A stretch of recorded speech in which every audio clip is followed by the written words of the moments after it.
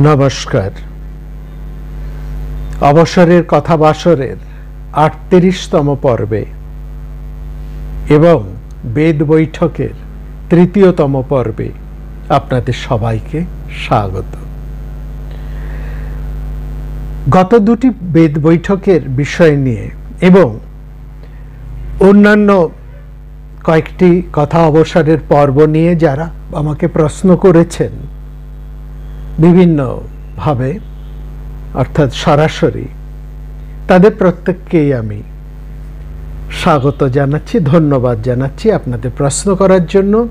এবং ভবিষ্যতেও আপনাদের কোনো কিছু জিজ্ঞাসা থাকলে আপনারা আমাকে সরাসরি ফোনে অথবা কমেন্ট সেকশনের মাধ্যমে প্রশ্ন রাখতে পারেন।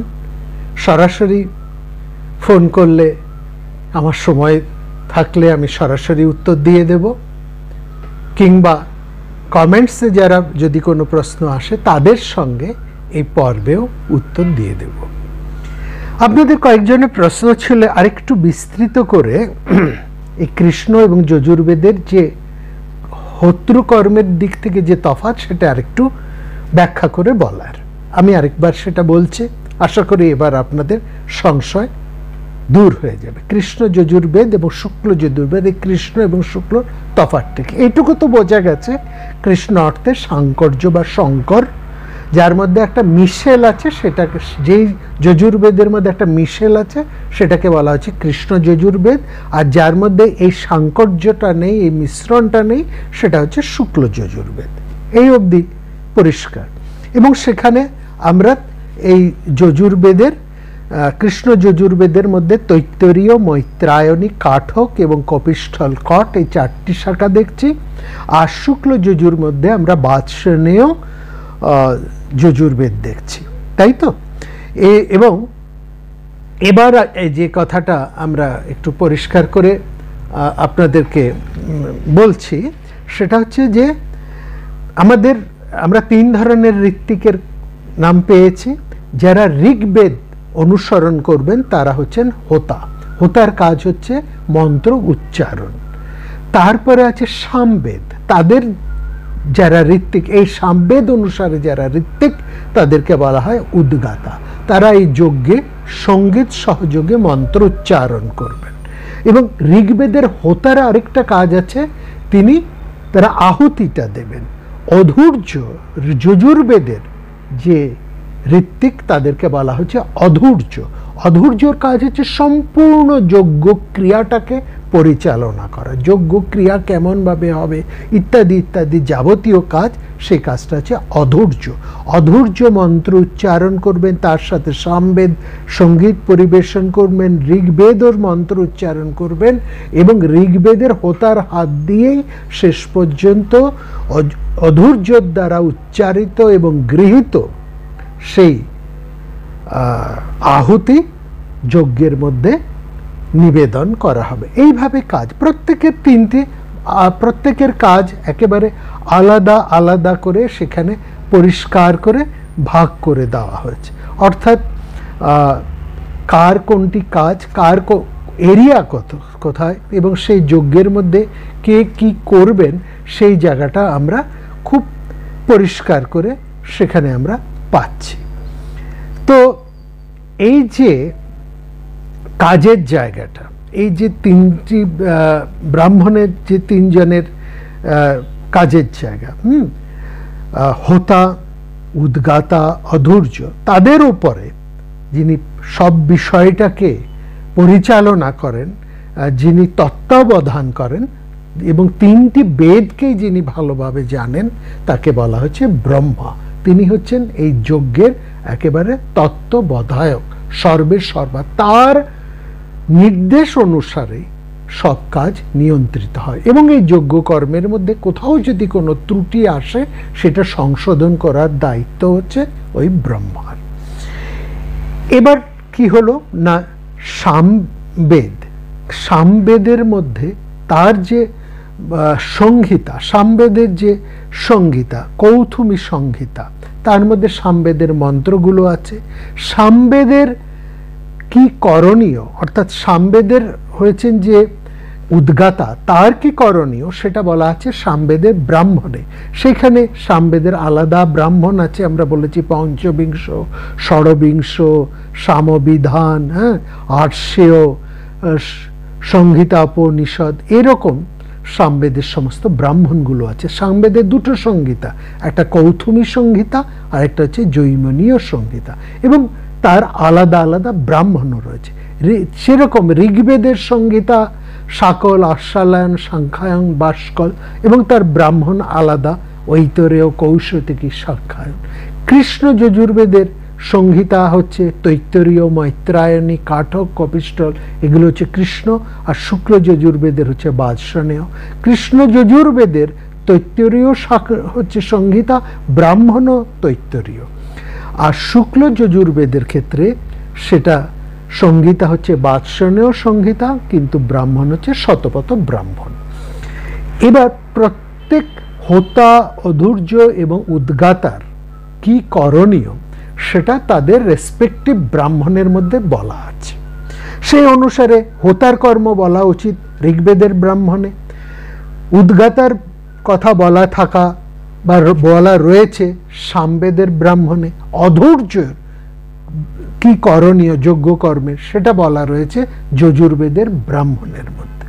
এই নিয়ে কোনো ঝামেলা হতো না। ঝামেলাটা হলো কোথায় না, কৃষ্ণ যজুর্বেদের ক্ষেত্রে সেখানে প্রধানত অধৈর্যের কথাই বলা থাকা উচিত, সেটাই বলা আছে, এবং সেই সঙ্গে সঙ্গে তারা সেখানে হোতারও যে কর্তব্য, অর্থাৎ ঋগ্বেদে হোতার কর্তব্য বলা থাকা দরকার, সেই ঋগ্বেদীয় হোতার কর্ম সেটা কিন্তু অনেকটাই কৃষ্ণ যজুর্বেদের ব্রাহ্মণের মধ্যে বলা আছে।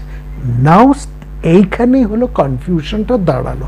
এবার এই হোত্র কর্ম, হোতার কর্ম যারা করবেন তারা কনফিউজড হয়ে গেলেন। কেন কনফিউজড হলেন? কারণ তারা চলছিলেন ঋগ্বেদ অনুসারে। এবার যজুর্বেদের মধ্যে তাদের কর্মও বলা আছে, যেমন ঋগ্বেদের ব্রাহ্মণে হোতার কর্ম, হোত্রীকর্ম বলা আছে, একইভাবে তাদের হোত্রীকর্ম আবার যজুর্বেদের অধৈর্যদের সাথেও বলা আছে। এইবার তারা কনফিউজড হয়ে গেলেন যে তারা ঋগ্বেদ অনুসারে কাজ করবেন না যজুর্বেদ অনুসারে কাজ করবেন। কেউ কেউ ঋগ্বেদ অনুসারে কাজ আরম্ভ করলেন, কেউ কেউ যজুর্বেদ অনুসারে কাজ করলেন। তা তো হবার কথা নয়। যে কোনো প্রত্যেক বেদ তিনটে, তার আলাদা আলাদা ঋত্বিক, তিনজনের কাজ আলাদা আলাদা বলা। একজনের কাজ যদি দু জায়গায় আলাদা করে বলা থাকে তাহলে তো কনফিউশন আসবে। এই কনফিউশনটাই সেখানে ঘটেছে। এই যে কনফিউশন, অর্থাৎ একটা মিশ্রণ হয়ে আছে, হোত্রীকর্ম সেখানে অধৈর্যের কর্মের সাথে মিশ্রিত হয়ে গেছে। এই মিশ্রণ সংকর্যের জন্যই এই যজুর্বেদকে বলা হচ্ছে কৃষ্ণ যজুর্বেদ।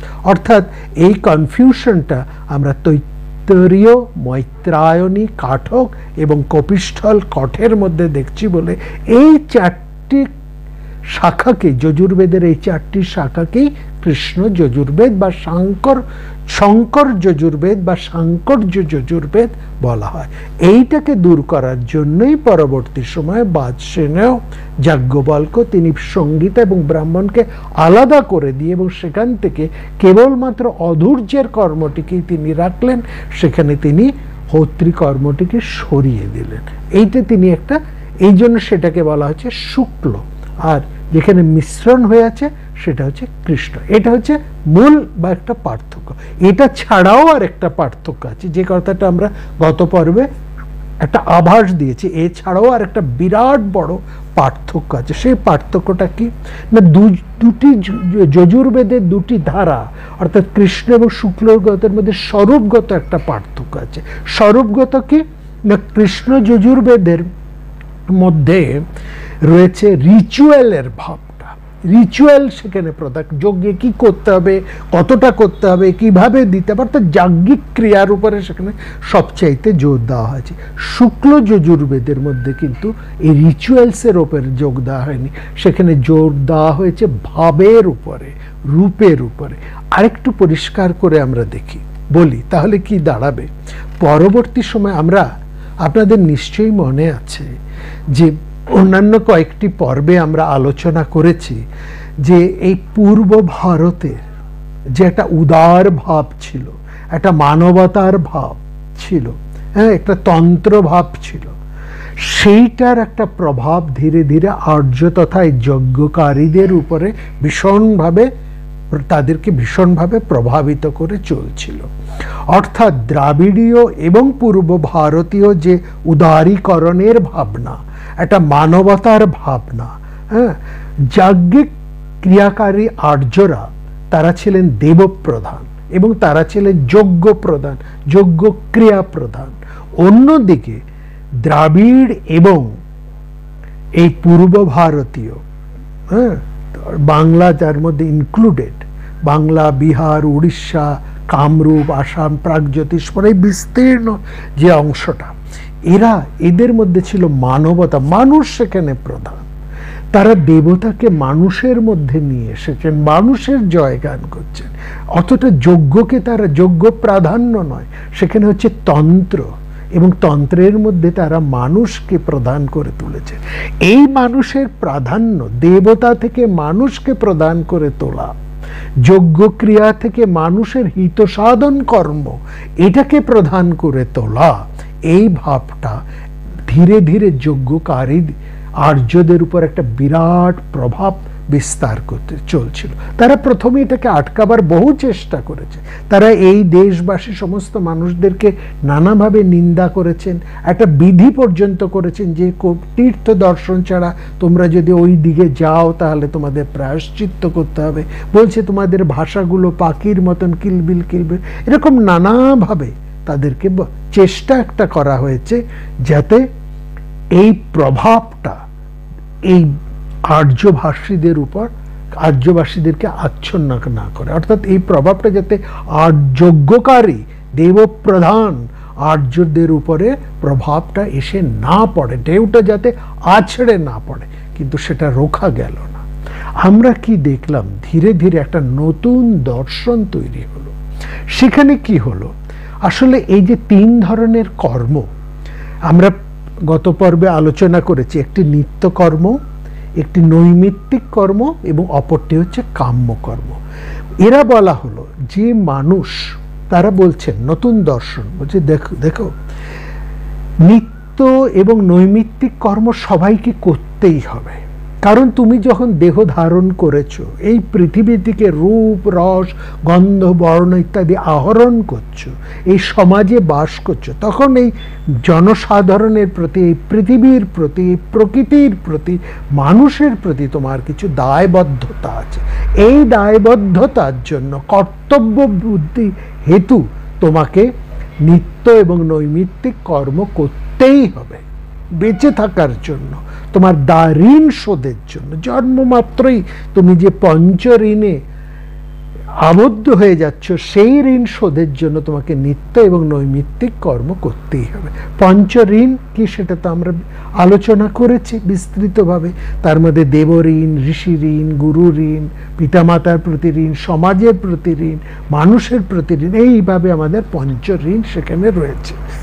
তো এই ঋণ শোধের জন্য তোমাকে নিত্য এবং নৈমিত্তিক কর্ম করতে হবে ফলাকাঙ্ক্ষা না করে। এই যে ফলাকাঙ্ক্ষা না করা অর্থাৎ নিষ্কাম কর্মের ভাবনা, এই জিনিসটা বিরাটভাবে এখানে চলে এলো এবং এখানে একটা নতুন দর্শন, সেই দর্শনের সর্বশ্রেষ্ঠ যে গ্রন্থটি আমরা পরবর্তী সময় পাই সেটি হচ্ছে ভগবদ গীতা। এই গীতার মধ্যেই সেখানে একদম পরিষ্কার করে বলা হচ্ছে যে কর্মত্যাগ নয়, কর্মত্যাগ সন্ন্যাস নয়, কর্মফল ত্যাগ, এই নিষ্কাম কর্ম বা কর্মফলের ত্যাগই হচ্ছে আসল সন্ন্যাস। যস্তু কর্ম ফল ত্যাগী স ত্যাগিত্যাভিধীয়তে, সেটাকেই বলা হচ্ছে। অর্থাৎ সমস্ত কর্মত্যাগ ফল, কর্মফল ত্যাগ করে যিনি কর্ম করেন তিনি সবচাইতে শ্রেষ্ঠ কর্মবীর, তিনি হচ্ছেন সবশ্রেষ্ঠ বড় কর্মী। যজ্ঞদান তোমাকে করতেই হবে, যজ্ঞদান তাপকর্ম ন ত্যাজন কার্যমেব তৎ, তোমাকে এইসব কাজগুলো করতেই হবে এবং করতে হবে একটা নিষ্কাম বুদ্ধির কে প্রাধান্য দিয়ে, অর্থাৎ ফলাকাঙ্ক্ষা না করে। এইটা হচ্ছে কেন, এই ভাবটা কোথার থেকে এসছে, কারণ মানুষ এটা বুঝতে পারছেন যে আমি যদি ভালো কাজ করি ভালো ফল পাবো, খারাপ কাজ করি খারাপ ফল পাবো, তাহলে এই কাজের ফল পাবার জন্য আমাকে শরীর ধারণ করতেই হবে। অর্থাৎ এই জন্মে আমি যদি ভালো কাজ করি, এটা কোনো মানে গ্যারান্টি নেই যে এই জন্মেই আমি ভালো ফল পাবো, তার জন্য আমাকে আরো কয়েক জন্ম অপেক্ষা করতে হবে, সেরকম খারাপ ফলের ক্ষেত্রেও। অর্থাৎ বলা হয় ভালো কাজ এই জন্মে ভালো কাজ করো, পরজন্মে তুমি ফল পাবে। এই জন্মে যদি তুমি খারাপ কাজ করো, এই জন্মে যদি তুমি বেঁচেও যাও, পরজন্মে তোমাকে তা ভোগ করতে হবে। সুতরাং সেখানে একটা পুনরাবৃত্তি, হ্যাঁ, একটা জন্মের পর জন্ম, এটা পুনর্জন্মর এরকম একটা ব্যাপার রয়েছে। সুতরাং ধর্ম, অর্থ, কাম, এই তিনটির মধ্যেই একটা পুনরাবৃত্তির ভাবনা সেখানে রয়েছে। অর্থাৎ যারা ঈশ্বর মানেন না, ধরুন এরকম যদি হয়, যারা ঈশ্বর মানেন না, নাস্তিক, তারাও কিন্তু কর্মবাদ বাঁধছেন। তারা বলছেন, তারাও এই কথা বলেন, ভালো কাজ করলে ভালো ফল, খারাপ কাজ করলে খারাপ ফল।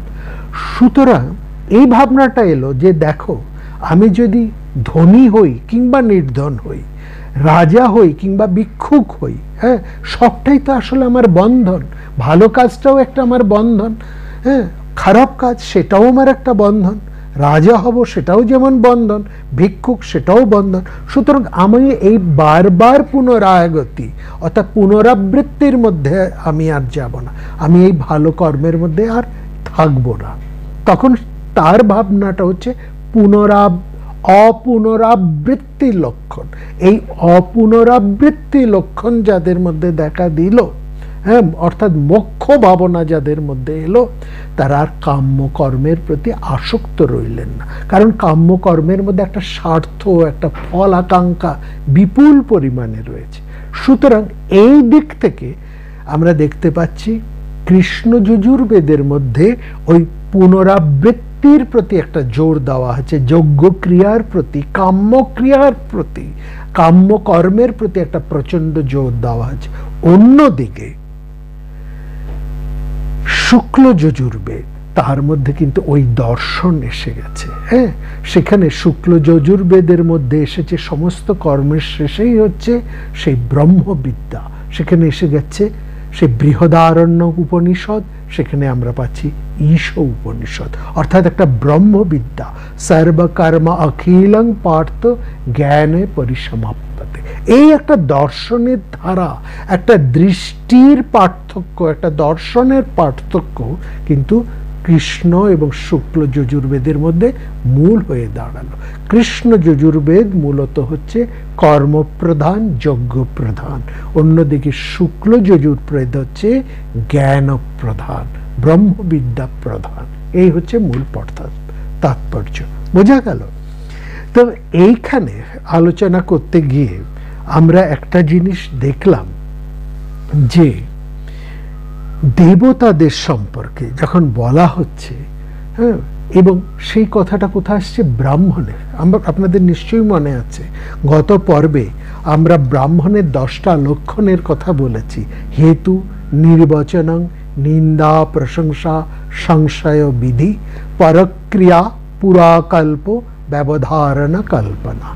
এই 10টি হচ্ছে লক্ষণ। তার মধ্যে হেতুর কথা আমরা বলেছি। হেতু হচ্ছে কারণ, কেন কাজ করব, কেন এইভাবে যজ্ঞ করব, কেন এই মন্ত্র উচ্চারণ করব, এই যে কার্যকারণ ভাব, কেন করব, কি করলে কি হবে, এটাই হচ্ছে ব্রাহ্মণের মধ্যে। ব্রাহ্মণের মধ্যে আরেকটা বিষয় হচ্ছে নির্বচন। ইটিমোলজি হচ্ছে নির্বচন। এটা এখানে হচ্ছে একটা শব্দের উৎসটা কি, সেটা অনেক সময় ব্রাহ্মণের মধ্যে কিন্তু ধরা আছে। যেমন একটা উদাহরণ আমরা দিই, আমরা ইন্দ্র কথাটা সবাই জানি।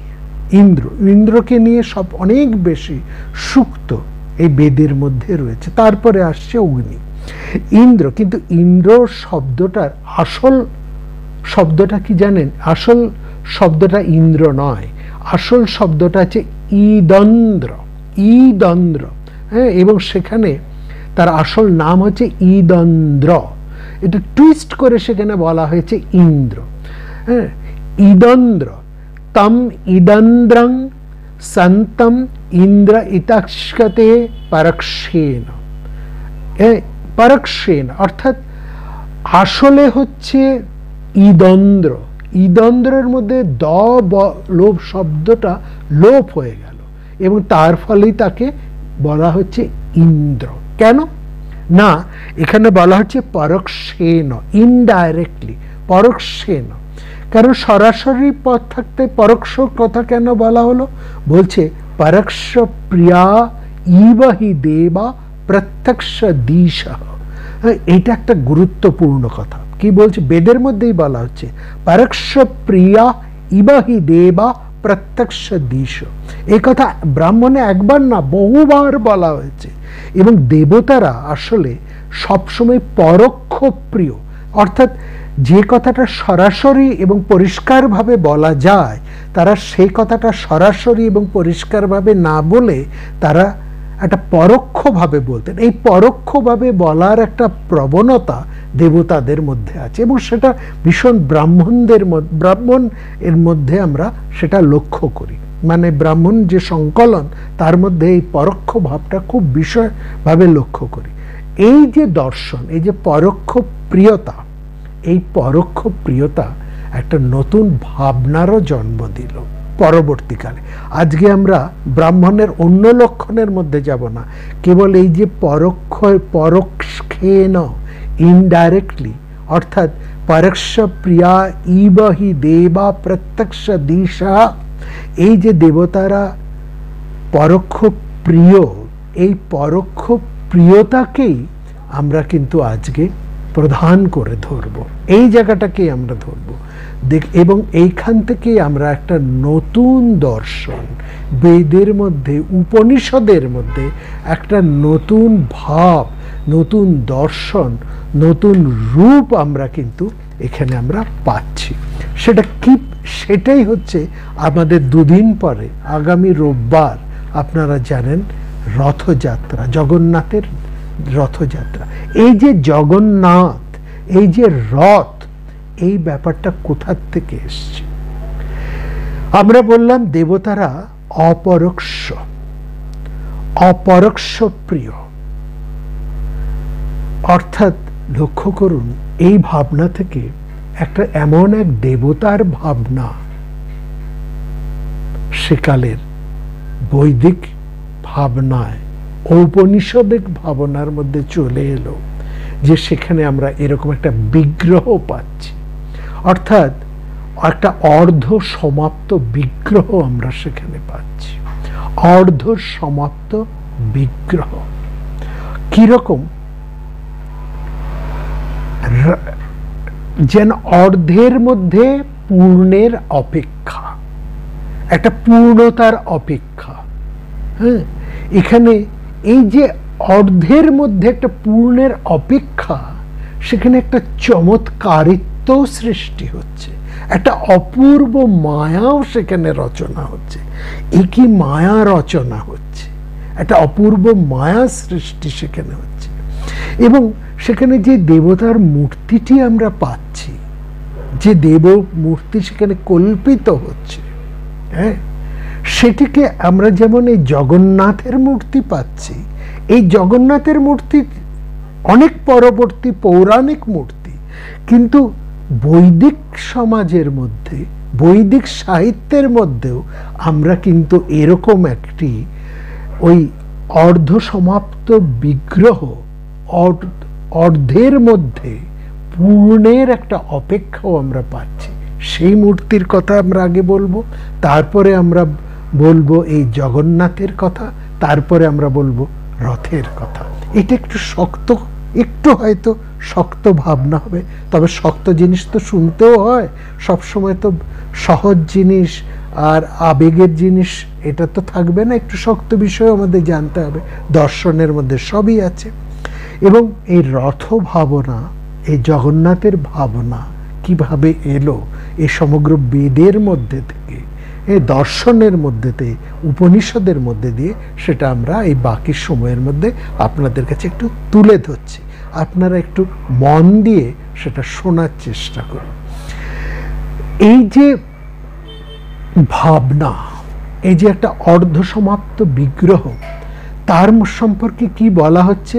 অপানিপাদ যবনৌ গৃহীত্বা पश्यत चक्षु पश्यतु चक्षु शृण्येत कर्णो शृणोति सर्वत वेद्यम न च तस्य वेद्या सर्वेति वेद्यम न च तस्य वेद्या तमेह आरब्धम पुरुषम महान्तम। একেবারে শ্বেতাশ্বতর উপনিষদের মধ্যে এরকম ভাবেই তার বন্দনা করা হয়েছে। বলছে অপানিপাদ জবন গৃহীত্বা, তার পা নেই তবু তিনি ছুটে চলেছেন। জবনও গৃহীত্বা, তার হাত নেই তবু সব কিছুকে তিনি ধরে আছেন। জবনও গৃহীত্বা, তার পা নেই তবু তিনি ছুটে চলেছেন, তার হাত নেই তবু তিনি সব কিছুকে ধারণ করে রেখেছেন, সব কিছুকে গ্রহণ করছেন। পশ্যত চক্ষু, তার চোখ নেই তবু তিনি দেখছেন, সব কিছুকে তিনি দেখছেন। শৃণ্যত কর্ণ শৃণোতি, তার কান নেই তবু তিনি সব শুনছেন। এমন এক যে বিগ্রহ, এমন এক যে মহামহিম, পা নেই তবু তিনি ছুটে চলেছেন, সর্বত্র তিনি উপস্থিত।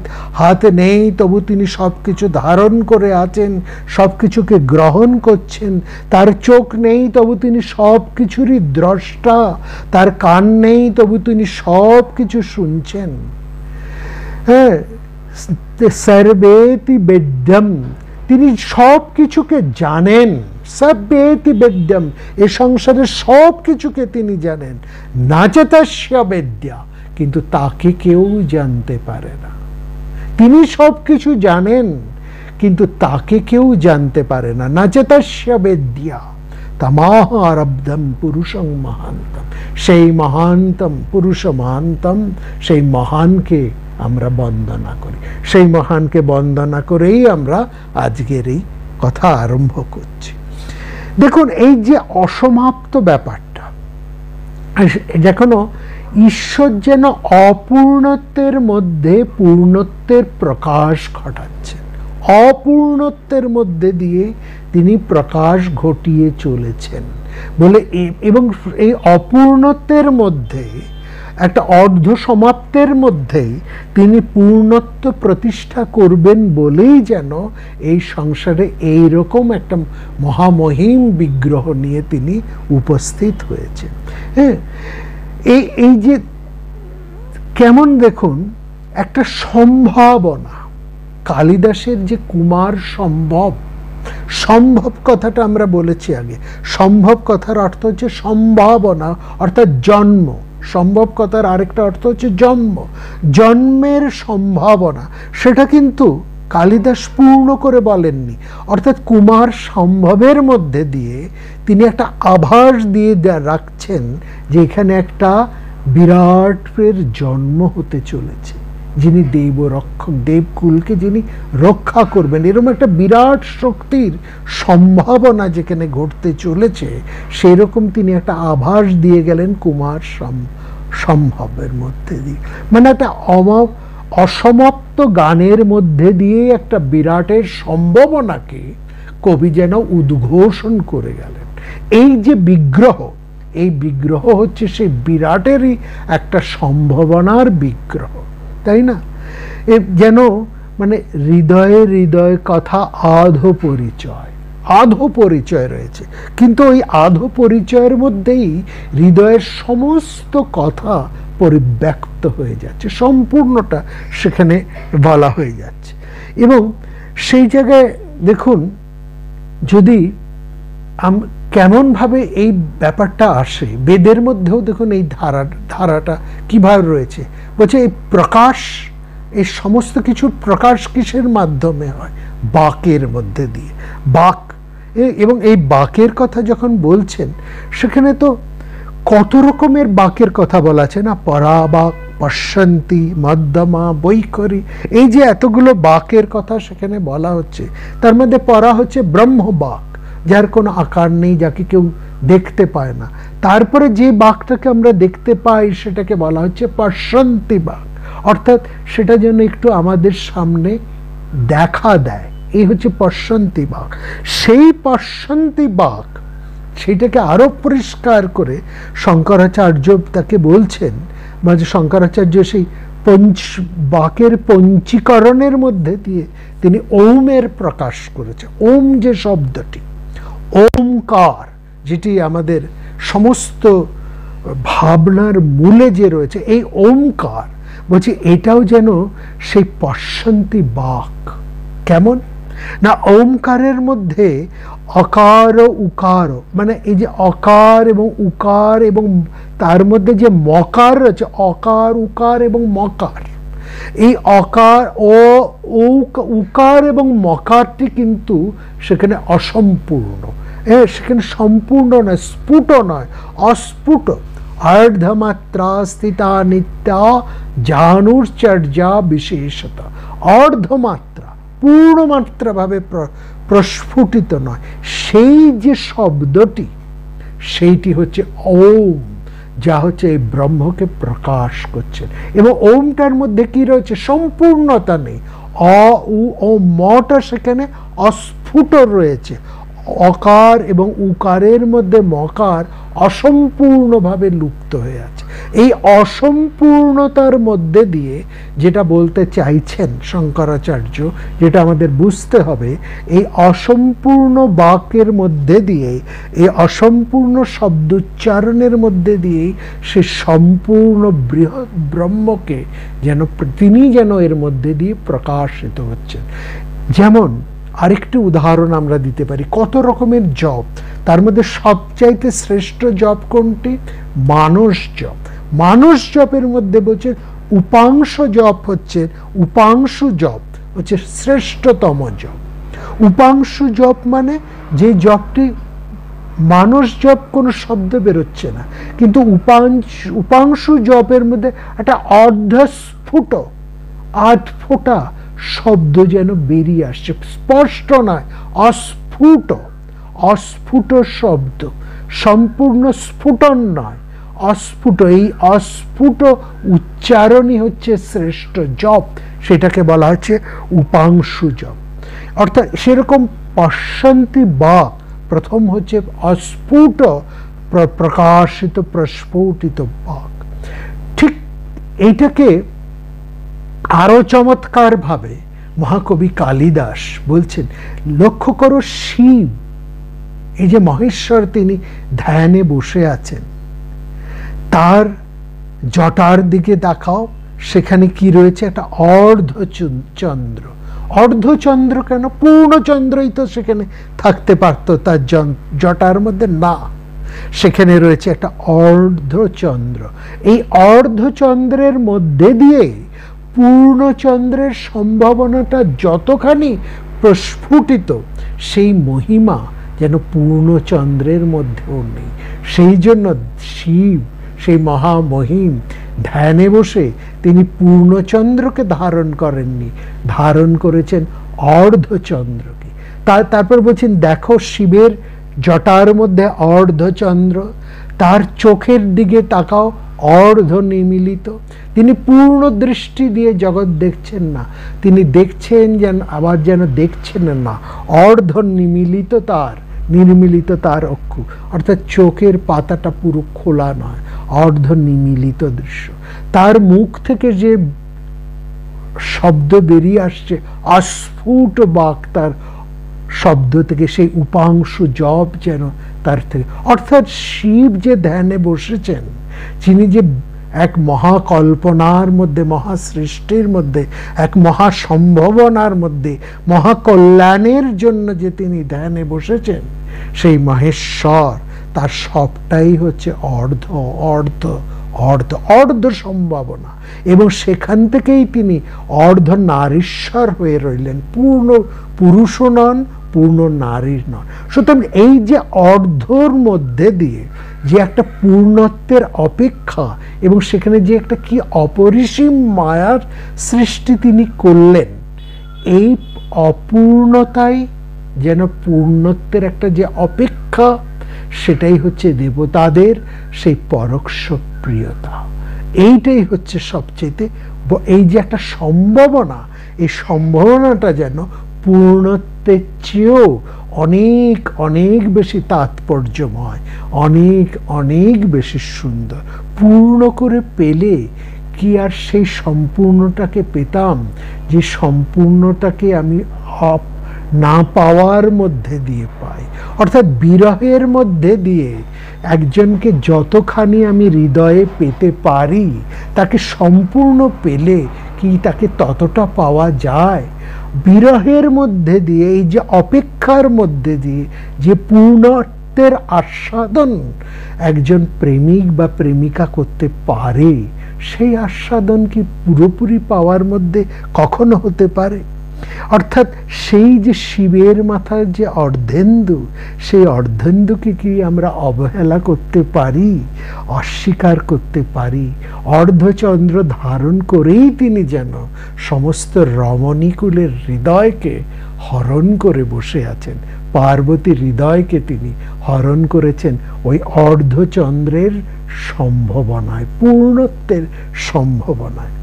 এবং শুধু তাই নয়, এই যে আমরা বলছিলাম এই যে সম্ভাবনা, এই সম্ভাবনাটা যেন অনেক পূর্ণত্বের ইঙ্গিত দিচ্ছে। এবং এই ক্ষেত্রে আমরা যে বিগ্রহের কথা বলছি, এই বিগ্রহ দেখুন, যজ্ঞ মানে বেদের মধ্যে কোনো বিগ্রহ পূজা নেই। বেদের মধ্যে দেবতার অবয়বের কল্পনা আছে, সেখানে কিন্তু কোনো দেবতার সামনে আসছেন না। দেবতার প্রতিনিধি হয়ে অগ্নি সেখানে উপস্থিত। অগ্নি হচ্ছেন সংযোগকারী দেবতা এবং ভক্তের মাঝখানে, উপাস্য এবং উপাসকের মাঝখানে দাঁড়িয়ে আছেন অগ্নি। তিনি সেই হব্যকে বহন করে নিয়ে যাচ্ছেন সেই প্রিয়তমের কাছে, প্রিয়ের কাছে, প্রেমিকের তরফ হতে, সাধকের কাছ থেকে সাধ্যের কাছে, ভক্তের কাছ হতে দেবতার কাছে নিয়ে যাচ্ছেন এই অগ্নি। এবং তিনি অগ্নি যেটা নিয়ে যান, তার মধ্যেও একটা যেন অর্ধ ভাবনাকেই তিনি পূর্ণ করতে করতে নিয়ে চলেছে। এবং এই রূপকল্পনার মধ্যে, বৈদিক ভাবনার মধ্যে, আমরা যে জগন্নাথের যে রূপকল্পনা, যে ভাবনা, সেই ভাবনা তো পৌরাণিক ভাবনা। এবার প্রশ্ন হতেই পারে, বৈদিক ভাবনার মধ্যে, বৈদিক সাহিত্যের মধ্যে কি এরকম কোনো রূপকল্পনা আছে? খুব আছে। সূর্য, সূর্য হচ্ছে জ্যোতিষত্তম, জ্যোতির জ্যোতি, একেবারে প্রত্যক্ষ দেবতা হচ্ছেন সূর্য। তার রথের সারথি, তিনি প্রতিদিন ভোরে রথে করে, ঋষিরা কল্পনা করছেন সূর্য তার সোনার রথে এই বিশ্ব সংসারের পথে তিনি বেরিয়ে পড়েন। সেই রথের সারথিকে অরুণ। অর্থাৎ লক্ষ্য করবেন, সূর্যের রথের যে সারথি তার নাম হচ্ছে অরুণ। বলা হয় অরুণের দুটো হাঁটুই নেই, একটা অসম্পূর্ণ, অর্থাৎ হাঁটুর এই পর্যন্ত, হাঁটুর পর থেকে তার হাঁটুই তার নেই, একটা অর্ধ দেহ নিয়ে তিনি বসে আছেন। হ্যাঁ, এই যে তিনি এই অর্ধ দেহ নিয়ে রথ চালাচ্ছেন, এর তাৎপর্যটা বুঝতে হবে। বৈদিক ভাবনার এই যে একটা অপূর্ণত্বের রূপময়তা আমরা এর মধ্যে দেখলাম, অরুণের মধ্যে দিয়ে দেখলাম, এটা কি কি ইয়ে করছে, তার তাৎপর্যটা কি, নিহিত অর্থটা কি, কি ইঙ্গিত করছে? আমরা বলি সূর্য যেন দেবতা, ঋষিরা কল্পনা করছেন সূর্য তার সোনার রথে চড়ে আকাশের এক প্রান্ত থেকে আরেক প্রান্তে তিনি চলছেন। বলছেন সূর্যকে ত্রিবিক্রম, পূর্বে উদয়, প্রভাতে তিনি উদয় হচ্ছেন, মধ্যাহ্নে তিনি মধ্য গগনে, আবার দিনান্তে তিনি একেবারে অস্তা চলে যাচ্ছেন। এটা যেন সূর্যের তিনটা পদক্ষেপ। এভাবে বিষ্ণুকে সূর্যের সাথে তুলনা করে বিষ্ণুকেও ত্রিবিক্রম বলা হয়। কিন্তু সূর্য তো চলে না, সূর্য তো স্থির, এটা তো তারা জানতেন। তাহলে এই কল্পনাটার সঙ্গে তারা বাস্তবটাকে কিভাবে যোগ করলেন? ওই অরুণের প্রতিষ্ঠা করে। যে রথের সারথি নিয়ে চলছেন তার পা নেই, অর্থাৎ এখানে রথ মানে হচ্ছে রশ্মি, সূর্যের রশ্মিগুলো যেন বিকিরিত হয়ে চলেছে। অরুণ হচ্ছে প্রভাত সূর্যের নামও কিন্তু অরুণ, লক্ষ্য করবেন প্রভাত সূর্যের নামও হচ্ছে অরুণ। এবং প্রভাত সূর্য অরুণের আরেক অর্থ হচ্ছে জ্যোতি বা রশ্মি। অর্থাৎ সূর্যের রশ্মি বিকিরিত হচ্ছে, সেটা তার একটা ছন্দ আছে, তার একটা চলন আছে, তার একটা প্রবাহ আছে। কিন্তু সূর্য নিশ্চল, তিনি ধ্রুব।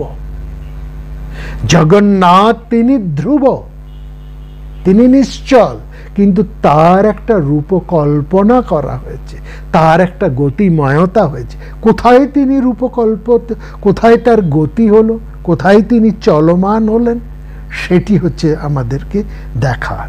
এই যে বাক যে অন্তরে রয়েছেন, প্রথম প্রকাশ প্রস্ফুটিত বাক, এই প্রস্ফুটিত বাকের মতন সূর্যের এই প্রস্ফুটিত রশ্মির একটা ধারা, বাগধারার মতন রশ্মি ধারা বহমান, কিন্তু বাকের মূল উৎস সে কিন্তু হৃদয়ে স্থির ধ্রুব। সেরকম সূর্য স্থির ধ্রুব, ঈশ্বর স্থির ধ্রুব, দেবতাও স্থির ধ্রুব, জগন্নাথ জগতের নাথ তিনিও স্থির ধ্রুব। কিন্তু তারও একটা ধারা, তারও একটা বহমানতা, তার একটা চলনতা রয়েছে। এই যে অসম্ভব, এই যে অসম্পূর্ণতা, হ্যাঁ, এই যে অসম্পূর্ণতার মধ্যেও একটা কিরকম মাধুর্য হয়। হ্যাঁ, এই অসম্পূর্ণতার মধ্যে যে চলন, সেটা কি করে চলন হলো সেটা আমরা আসছি। কিন্তু আরেকটা কথা আমরা বলি, আরেকটা কথা বলি, যেটা আমরা বলেছি, এই যে অসম্পূর্ণতা, এই যে অসম্ভব, এই যে অর্ধ সমাপ্ততা, এই যে পূর্ণতার অপেক্ষা, তার মধ্যেও একটা কি চমৎকার প্রিয়ত্ব রয়েছে, সেটা বিশেষ করে লক্ষ্য করবা। এই এই অসম্ভবতাটা রয়েছে, বা এই সম্ভাবনাটা রয়েছে। সম্ভাবনা মানে তার মধ্যে একটা অসম্ভবের ব্যাপারও রয়েছে। এই অসম্পূর্ণতার মধ্যে একটা অসম্ভবও রয়েছে। এবং এই অসম্ভবতা না, এই অসম্ভব ভাবটা রয়েছে বলে তার মধ্যে একটা অদ্ভুত প্রিয়ত্ব আছে। অসম্ভব না থাকলে সে প্রিয়ত্বটা থাকতো না। যেমন আমরা বলেছি, বিরহের মধ্যে যে পূর্ণতা আছে, পূর্ণ মিলনের মধ্যে সেই পূর্ণতাটা খুঁজে পাওয়া যায় না, তার চাইতে অনেক বেশি পাওয়া যায় বিরহের মধ্যে দিয়ে। বিরহের মধ্যে দিয়ে একজন প্রেমিক বা একজন প্রেমিকা তার প্রিয় পদকে যতটা পান, যতটা নিবিড় করে পান, পূর্ণ মিলনের মধ্যে দিয়ে তা পাওয়া যায় না, তা ততটা পেতে পারে না। পূর্ণ মিলনের সঙ্গে পূর্ণ ছেদটাও কিন্তু সঙ্গে সঙ্গে চলে আসে। বিরহের মধ্যে কোনো পূর্ণচ্ছেদ কখনোই ঘটে না, ঘটতে সেটা পারেই না। পুরাণকারেরা এই ভাবটা নিয়ে কি অপূর্বভাবে রামচন্দ্রের চরিত্রকে মধ্যে সেটা স্থাপন করেছে। রামচন্দ্র, তার সম্পর্কে বলা হচ্ছে, এবং রামচন্দ্রের এই কথা কেবল রামায়ণের মধ্যে নেই, রামকথা বা যেটা মহাভারতের মধ্যেও রয়েছে, সেখানেও এই কাহিনীটি রয়েছে। এবং সেখানেই এটা বিশেষ করে দেখানো হয়েছে, যুধিষ্ঠিরকে দেখানো হয়েছে যে রামচন্দ্র, তার মধ্যে যে একটা অসম্ভব ক্রিয়া রয়েছে, তার জন্যই তিনি কিন্তু প্রিয়। কি সেই অসম্ভব কর্মটি? রামচন্দ্রকে বলা হয় তিনি পূর্ণ জ্ঞানী, পূর্ণ ব্রহ্ম। এটা যদি আমরা বাদও দিই, তিনি একজন শ্রেষ্ঠ রাজা, বুদ্ধিমান রাজা, জ্ঞান সমস্ত কিছু রয়েছে তার।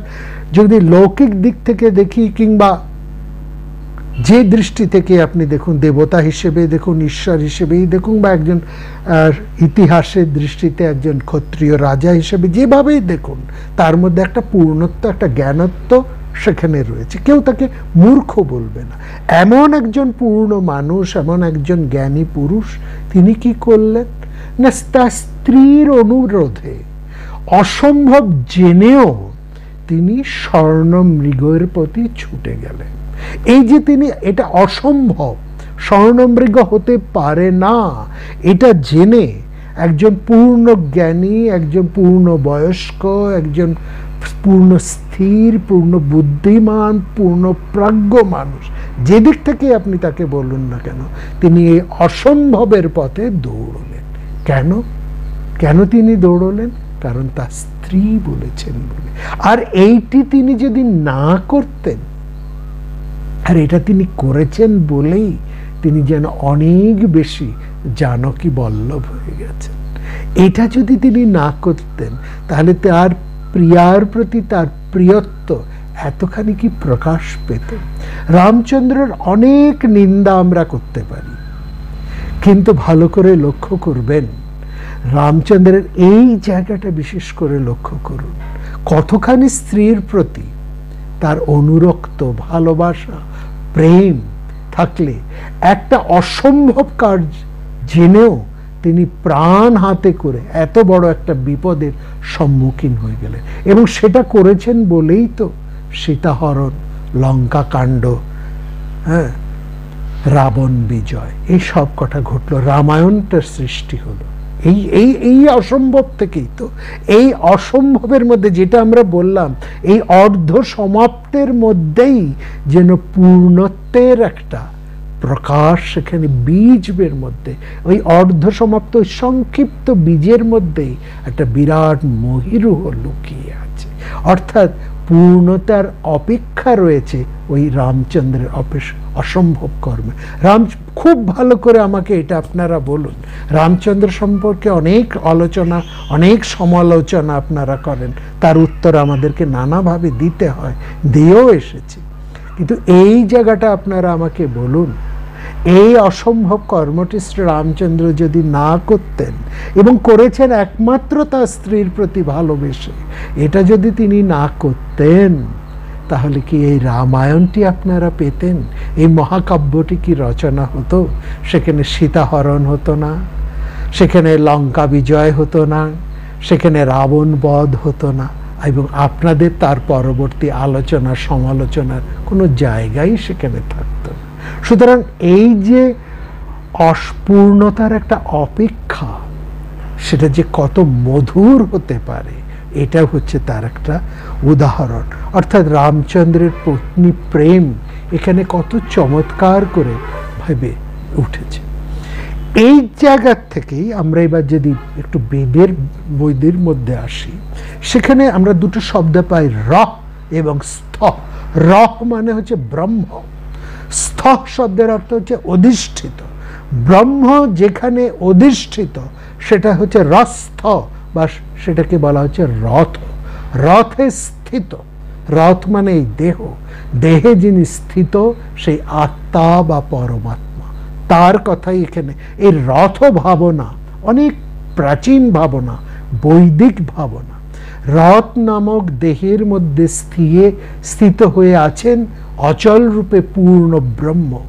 প্রকৃতি যোগে তিনি সচল বিগ্রহ হয়ে উঠলেন। এটাই হচ্ছে আধুনিক রথ, যে রথটাকে আমরা পৌরাণিক রথ বা পরবর্তীকালে এই যে জগন্নাথের রথ বা দেবতাদের রথ, মানে শুধু জগন্নাথ কেন, বহু দেবতাকে এখন রথে বসিয়ে না হয়। আমরা এই যেখানে দক্ষিণে আছি, যেই জায়গায়, এখানে একটি মাদুরাম্মার টেম্পল আছে। মাদুরাম্মা হচ্ছে এখানকার একজন লৌকিক দেবী, সময় পেলে আমরা সেটা বলবো। দ্রাবিড়, অত্যন্ত দ্রাবিড় একজন দেবী, গ্রামীণ দেবতা, তাকে রথে করে আনা হয়, একটা বিরাট রথের অনুষ্ঠান। এরকম সমস্ত দেবতাকে, সমস্ত মন্দিরে সব দেবতাকে এরকম রথে করে এক জায়গা থেকে আরেক জায়গায় এই যে রথে নিয়ে আসছেন, তার মানে রাস্থ, রথে ব্রহ্ম অধিষ্ঠিত। অর্থাৎ যিনি অচল, যিনি পূর্ণ ব্রহ্ম, প্রকৃতি যোগে সচল। প্রকৃতি হচ্ছে দেহ, দেহ প্রকৃতির মধ্যে অচল, তিনি সচল হয়ে ওঠেন। এই দেহের রথের মধ্যে স্থিত হয়ে এই অচল বিগ্রহ প্রকৃতি যোগে তিনি সচল হয়ে ওঠেন। এবং সেই জন্যই আমরা এখানে একটি কথা বলা হয়, একটি মন্ত্রের মধ্যে সেখানে বলা হয়, রথস্থং বামনং দৃষ্ট্বা পুনর্জন্ম না বিদ্যতে। এই রথের মধ্যে বামনকে যিনি দেখেছেন তার আর পুনর্জন্ম হয় না। এইটাকে একটু আমাদের ব্যাখ্যা করে দেখতে হবে। এইটা একদম সম্পূর্ণ সেই বৈদিক ভাবনাকেই তুলে নিয়ে আসা হয়েছে। সেই বৈদিক ভাবনার লৌকিক বা পৌরাণিক বা লৌকিক তার ক্রিয়া বা ব্যবহার বা তার উল্লেখ আমরা এখানে পাচ্ছি। বামন, বামন মানে হচ্ছে যে ছোট ছোট। বামন শব্দের অর্থ হচ্ছে অসম্পূর্ণ। বৈদিক ইয়েতে বামন শব্দের অর্থ হচ্ছে অসম্পূর্ণ, ডোয়ার্ফ যাকে বলা হয়, পূর্ণ হলো না, তার সব কিছুই আছে কিন্তু অসম্পূর্ণ, একটা অর্ধ সম্পন্ন। এই বামন ভাবনা উপনিষদের ভাবনা থেকে এসছে। উপনিষদের মধ্যে এই বামন ভাবনাটা এসছে। কিভাবে আসছে আমরা সেটাকে একটু ধীরে ধীরে আপনাদের কাছে তুলে ধরছি। আমাদের বলা হয়, হ্যাঁ, যার রথ, এই রথে যিনি অধিষ্ঠিত, অর্থাৎ এই রথে যিনি অধিষ্ঠিত তিনি হচ্ছেন রথী। একটা গাড়ি, মোটর গাড়ির মধ্যে যিনি বসে আছেন তিনি হচ্ছেন মোটর গাড়ির মালিক, অর্থাৎ এই মোটর গাড়িটা হচ্ছে তিনি হচ্ছেন মোটর গাড়ির মালিক। সুতরাং রথের মালিককে বলা হচ্ছে রথী, তার রথ, তিনি হচ্ছেন বামন। এবং কঠোপনিষদ খুব সুন্দর করে বলছেন, আত্মানং রথিনাং বিদ্ধি শরীরম রথমেবতু বুদ্ধিস্তু সারথিং বিদ্ধি। এই জায়গাটা ভেরি ইম্পর্টেন্ট, বুদ্ধিস্তু সারথিং বিদ্ধি বলছে আত্মাকে এই দেহ নামক শরীরম, প্রথমটা আসি, দ্বিতীয় লাইনটাকে আগে আমরা প্রথমে নিয়ে আসি। আত্মানং রথিনাং বিদ্ধি প্রথম লাইন, দ্বিতীয় লাইন হচ্ছে শরীরম রথমেবতু। এই প্রথম লাইনটাকে আমরা নিয়ে আসি, এই শরীরকে রথ বলে জানবে। এই রথের মধ্যে রথের মালিক বসে আছেন, তিনি কি? আত্মা। আত্মানং রথিনাং বিদ্ধি, এই শরীরের মধ্যে, শরীরেরকে তুমি প্রধান বলে জেনো না, এই শরীরের মধ্যে যিনি বসে আছেন ওই রথী, তাকে, তিনি হচ্ছেন আত্মা, তাকে তুমি জানো। আত্মানং বিদ্ধি, সে আসল কথাটা হচ্ছে আত্মানং বিদ্ধি, এই আত্মাকে জানো, যিনি তোমার স্বরূপ তাকে তুমি জানো। তিনি কি? তিনি রথী রূপে কোথায় আছে? এই শরীর নামক রথের মধ্যে তিনি অধিষ্ঠিত হয়েছে। এবং এই রথের, এই পঞ্চভূতের যে দেহ শরীর, সেই যে রথ, সেই রথের সারথি হচ্ছে বুদ্ধি। বুদ্ধিস্তু সারথিং বিদ্ধি, সারথি হিসেবে তাকে দেখবেন। খেয়াল করবেন মহাভারতে শ্রীকৃষ্ণের ভূমিকা কিন্তু সারথীর ভূমিকা, এবং তিনি সারথী হিসেবে সমগ্র মহাভারতের যুদ্ধকে নিয়ন্ত্রণ করছেন। তিনি দেবতা হিসেবে, নায়ক হিসেবে, যুদ্ধ নায়ক হিসেবে, সেনাপতি হিসেবে না, তিনি সমগ্র মহাভারতের যুদ্ধকে নিয়ন্ত্রণ করছেন সারথী হিসেবে।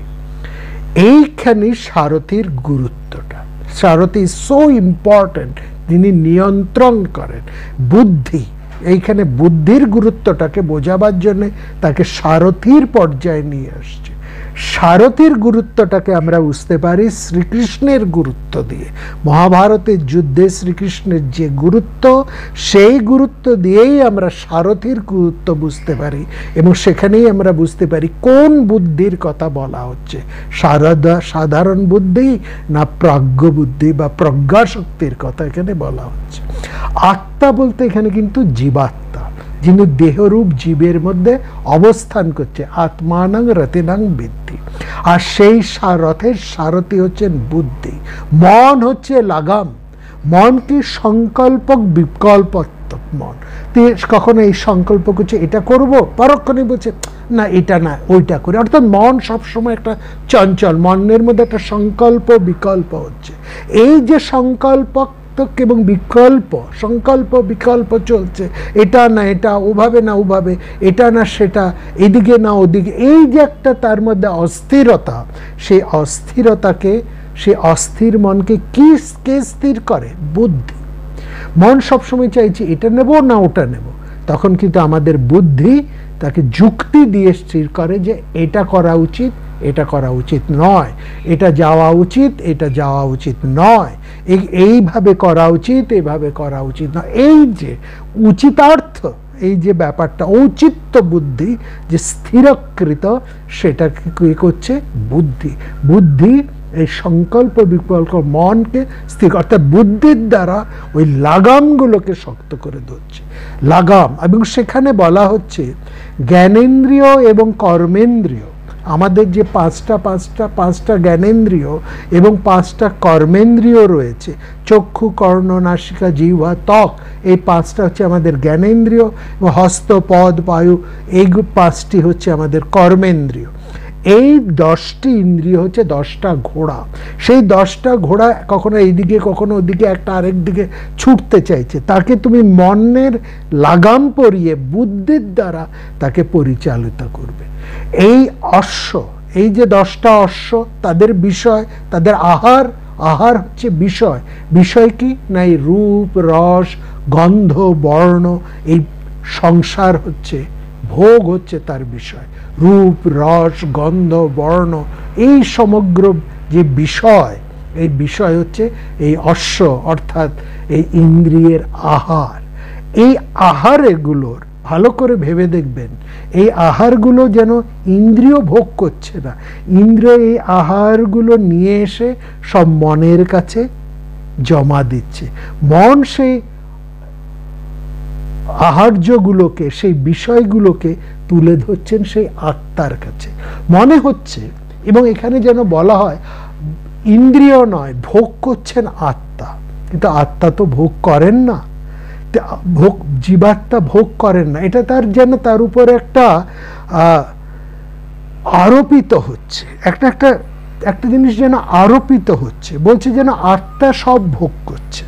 এই যে বিষয়গুলো যা এই ইন্দ্রিয়ের মাধ্যমে, 10টা ইন্দ্রিয়ের মাধ্যমে মনের কাছে আসছে, রূপ রস গন্ধ বর্ণ, এই যাবতীয় যা কিছু, সেইগুলো সব মনের মাধ্যমে মনের কাছে ইন্দ্রিয়রা এনে জমা করছে। মন সেগুলো তুলে স্থাপন করছে রাজার কাছে, সেই আত্মার কাছে।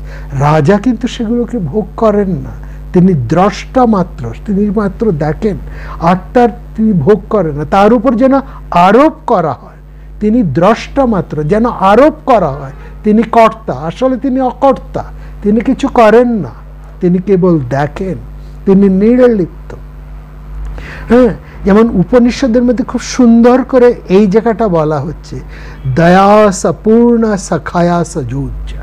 দুটি পাখি, সপূর্ণ মানে দুটি পাখি, দুটো পাখি সখার মতন এক এক বৃক্ষের মধ্যে বসে আছে। একটি খাচ্ছে, আরেকটি খায় না।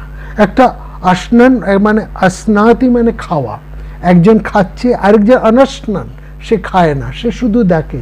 সে দেখছে একটা পাখি খাচ্ছে, সেখান থেকে সে মিষ্টি খাচ্ছে, আহা আহা করছে, কখনো তেতো খাচ্ছে, সে মতো থুথু করে ফেলে দিচ্ছে। আরেকটা পাখি চুপচাপ দেখছে, অর্থাৎ একজন দ্রষ্টা আরেকজন ভোক্তা। এই যে দুটি পাখি দেখে যাচ্ছে।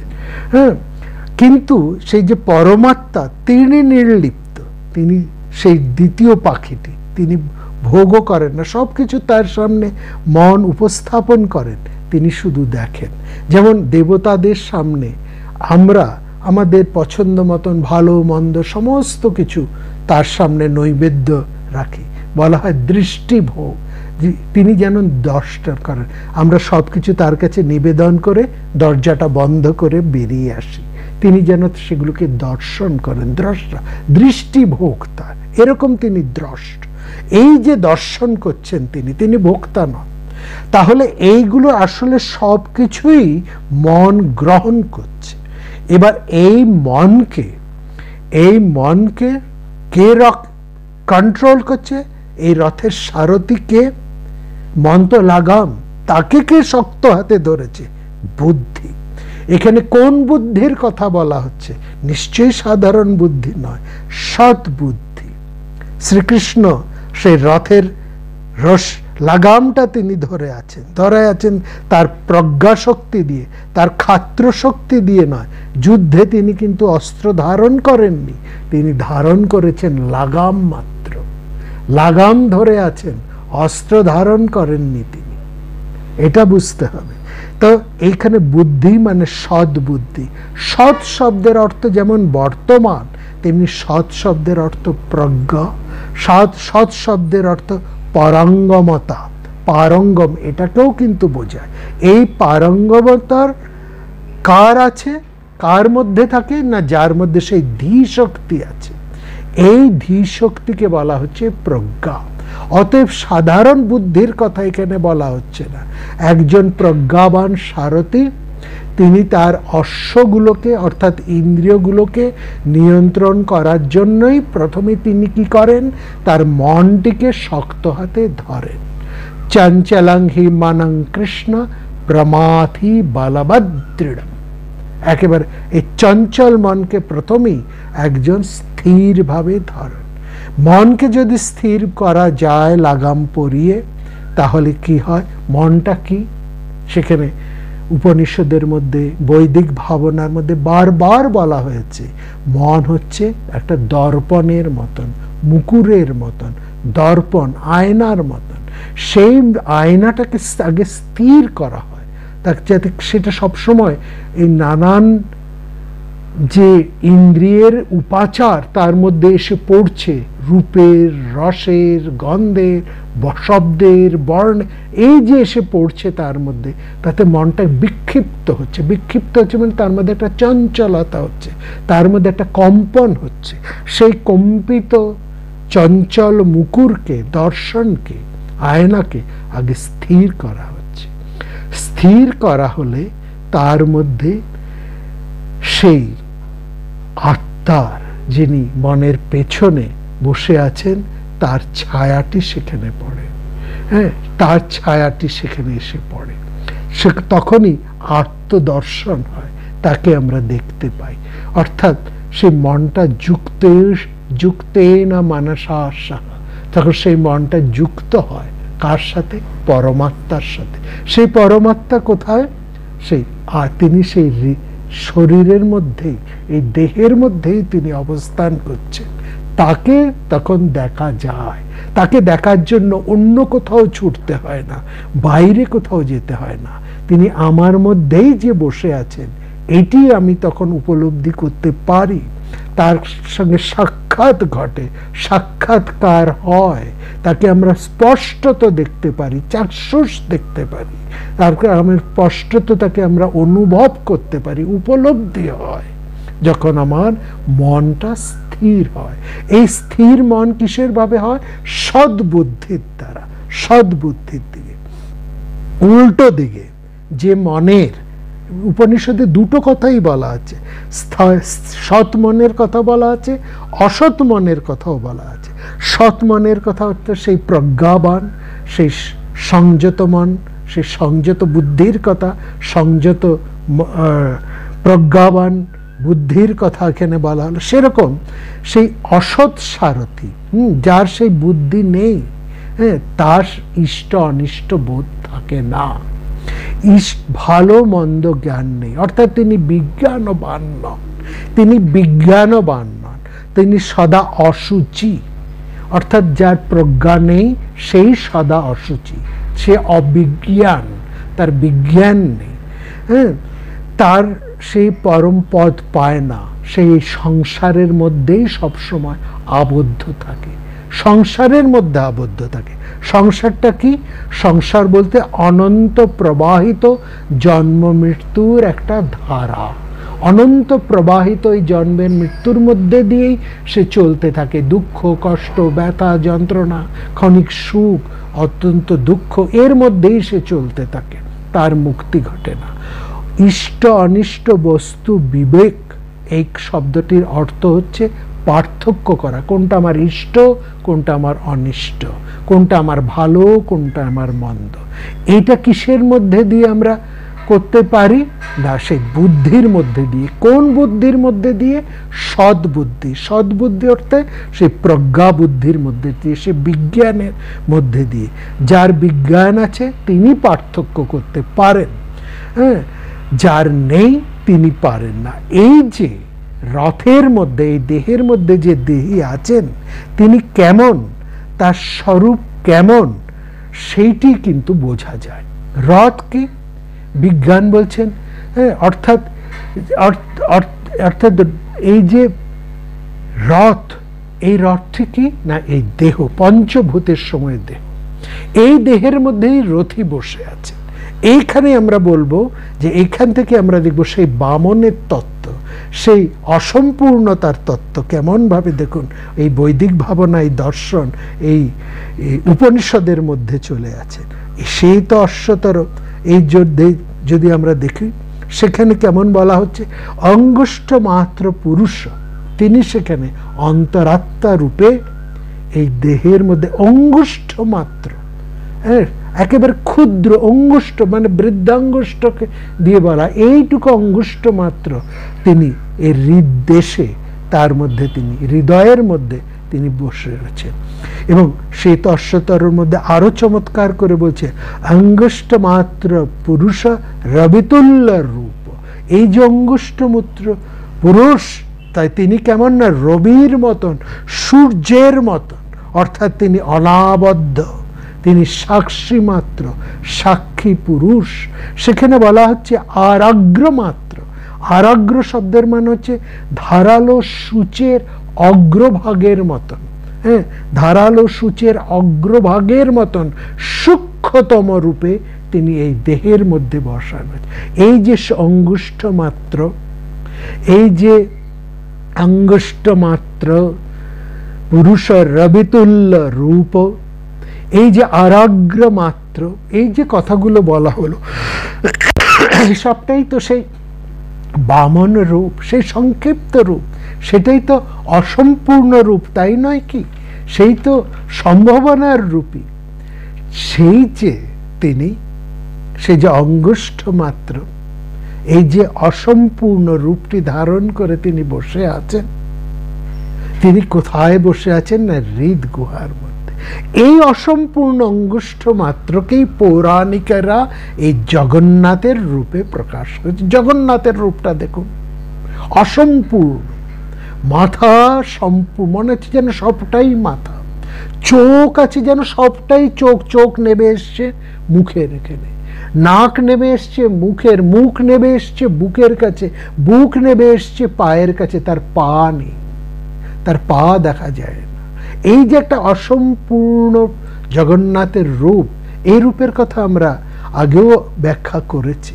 এই যে তিনি সাক্ষী মাত্র, তার মধ্যে বড় বড় দুটি চোখ মাত্র সেখানে রয়েছেন, তিনি সাক্ষী মাত্র সেখানে হয়ে উপস্থিত হয়ে রয়েছেন, হ্যাঁ, সেখানে তিনি দ্রষ্টা মাত্র, সাক্ষী পুরুষ রূপে সেখানে তিনি উপস্থিত রয়েছেন। তিনি রথের মধ্যে রয়েছেন রথী হয়ে, রথে যার রথ তিনি হচ্ছেন রথী, যেমন যার ধন তিনি ধনী, যার ধন আছে তিনি ধনী, যার রথ আছে তিনি রথী, যার জ্ঞান আছে তিনি জ্ঞানী, যার গুণ আছে তিনি গুণী। এই দেহটা আমার নয়, এই দেহ হচ্ছে তার দেহ। এই রথের তিনি হচ্ছেন মালিক, আমি মালিক নই।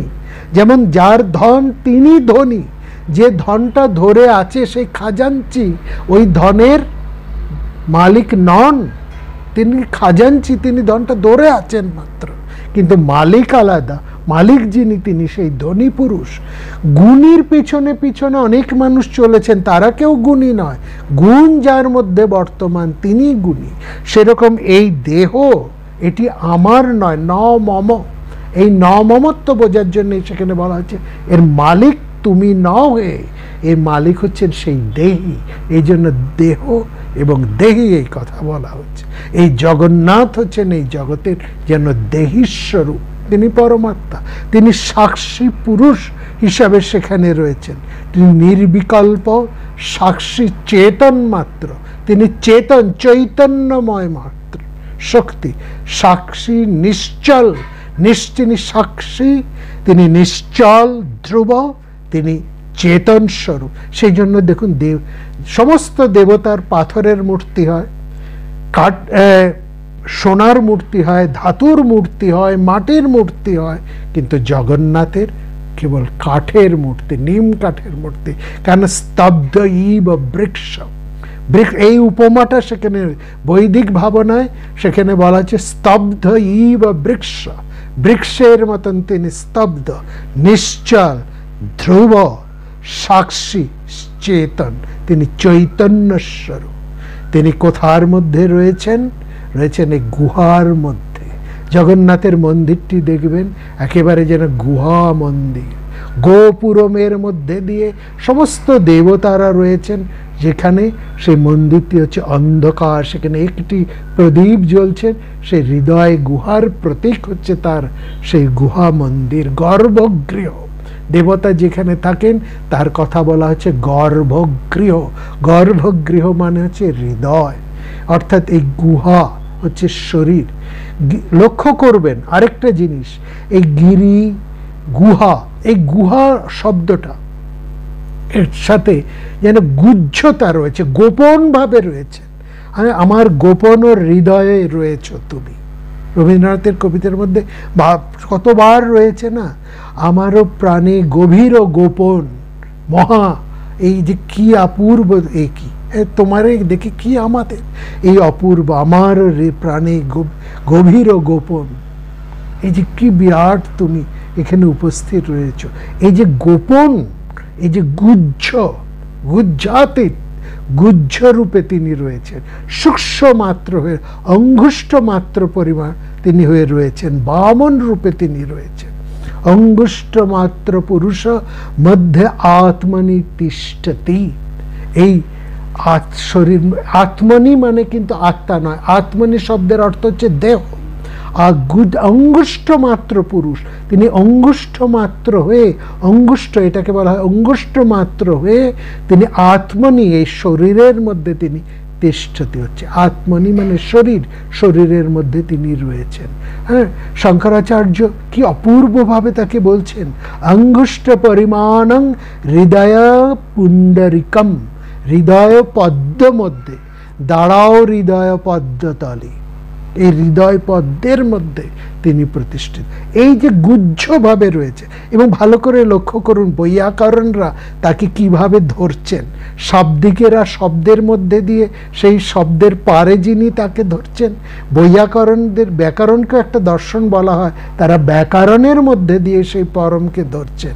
বলছেন এই যে গুহ্য, গুহা, গৃহ, এই যাবতীয় সব কিন্তু একই ধাতু নিষ্পন্ন।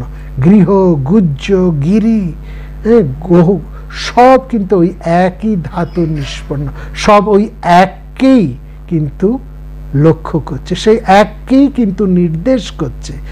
গুহ্যের মধ্যে দিয়ে সেই গোপন পুরুষকে, সেই অঙ্গুষ্ঠ মাত্র সেই পরমাত্মাকে, সেই হৃদয় পুণ্ডরিককে, সেই পদ্মনাভকে যেমন লক্ষ্য করা হচ্ছে, গুহ্যাতীতের মধ্যে দিয়ে সেই পুরুষকেই লক্ষ্য করা হচ্ছে, উদ্দেশ্য করা হচ্ছে। সেই হৃদয়বাসীর মধ্যে দিয়েও সেই পুরুষকে, সেই অঙ্গুষ্ঠপাত্র পুরুষকে দিয়ে সেই একই পুরুষকেই উদ্দেশ্য করা হচ্ছে। এবং কি চমৎকার করে সার্বভৌম বলছেন তার বন্দনায়, হৃদভৌম কমলাসীন অঙ্গুষ্ঠ মাত্র বংশ পর্ব মধ্যবর্তী অম্বরাত। কি অপূর্বভাবে সার্বভৌম তার একেবারে শঙ্করাচার্যের অনুবর্তী হয়েই যেন বলছে। যেখানে শঙ্করাচার্য বলছেন অঙ্গুষ্ঠ পরিমাণং হৃদয় পুণ্ডরিকম, এই অঙ্গুষ্ঠ পরিমাণ হয়ে তুমি হৃদয় পদ্মে আসীন হয়ে আছো, যাকে রবীন্দ্রনাথ বলছে দাঁড়াও হৃদয় পদ্ম তলে। ঠিক সেরকম ভাবে সার্বভৌমতায় প্রণাম করছেন। হৃদবোম, হৃদয়, বোম শব্দের অর্থ হচ্ছে আকাশ, বোম কথার অর্থ হচ্ছে আকাশ, হৃদয় রূপ আকাশ, এটি যেন হৃদয় আকাশ, হৃদয় রূপ আকাশে কমলাসীন পুণ্ডরিকাক্ষ, ওই একই পদ্মাসীন কমলাসীন পুণ্ডরিকাক্ষ। শঙ্করাচার্য বলেছেন সার্বভৌম বলছেন কমলাসীন, হৃদবোম কমলাসীন অঙ্গুষ্ঠ মাত্র, তুমি সেই অঙ্গুষ্ঠ মাত্র হয়ে, সেই ক্ষুদ্র রূপে, অসম্পূর্ণ রূপে, একটা সম্ভাবনাময় হয়ে তুমি সেখানে আছো। কিভাবে আছো?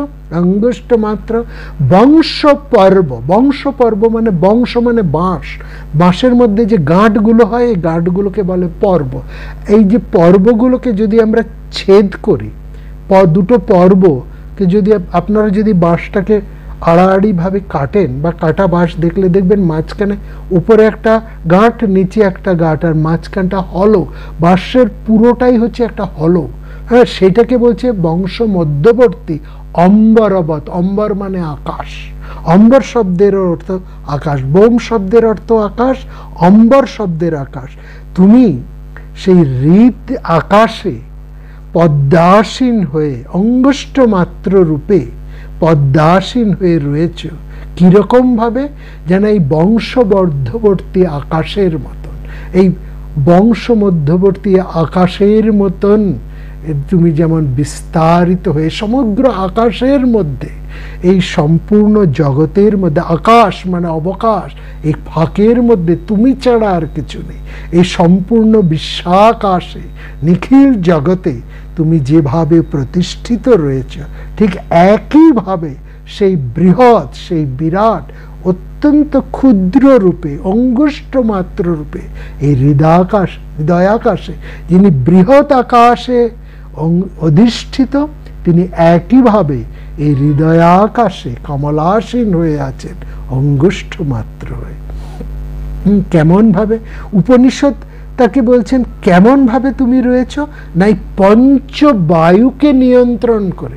উপনিষদের মধ্যে এই ধারণাটাকে চমৎকার করে বলা হচ্ছে, কঠ উপনিষদ বলছে এই পঞ্চবায়ুকে নিয়ন্ত্রণ করে মধ্যে বামনা আসিনাং, ওই দেখুন একেবারে কঠোপনিষদ সেই বামন শব্দটি চলে এলো।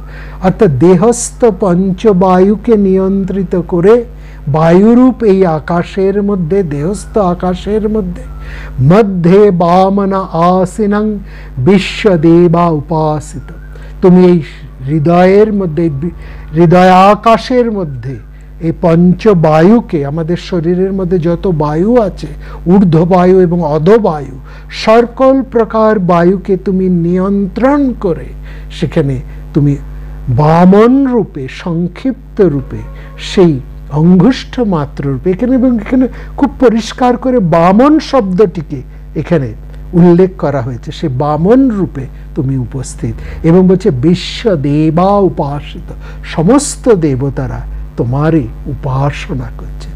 তাহলে কি দাঁড়ালো এই যে আলোচনা? তাতে কি আমরা দেখলাম এই যে রথস্থ, অর্থাৎ এই দেহের মধ্যে তিনি বামন রূপে, অঙ্গুষ্ঠ মাত্র রূপে আমাদের এই হৃদয় কাশে তিনি বিরাজ করছেন বামন রূপে, অঙ্গুষ্ঠ রূপে, জগন্নাথ রূপে, একটা অর্ধ সমাপ্ত বিগ্রহ রূপে, একটা সম্ভাবনার রূপে তিনি আমাদের এই হৃদয়ের মধ্যে বিরাজ করছেন।